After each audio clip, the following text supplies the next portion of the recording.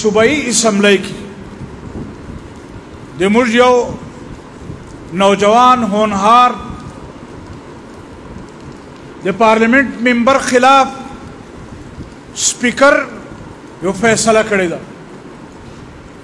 په کار خداو چې دغه نوجوان په پارلیمنت کې د هغه لحاظ ساتلی وای، ولې چې دا نوجوان اول وار د خپل علاقې نمائندګي کې لګیا ده. شاید چې هغه به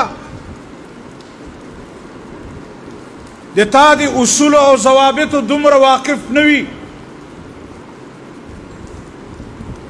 او دغسې نوجوان نه به داسې الفاظ وتلی وي چې د تا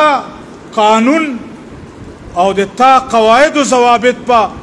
هغې اجازت نه کوي. خو که چیرې په پارلیمنت کې دغه الفاظ د دپاره قدغن وي، بیا د خپل وزیر اعظم خلاف ولې قدم نه پورته کوي چې هغه په پارلیمنت کې کوم الفاظ ادا کړي دي. زما قدرمندو عزتمندو، مونږ د مولانا عصام الدین صاحب متعلق د اسپیکر فیصله هغې مذمت کو او دا وینا ورته کو چې دا اسپیکر دی په خپلې فیصلې باندې نظر ثاني وکړي، ولې چې موږ د دې ته نه مجبوره کوي چې موږ هم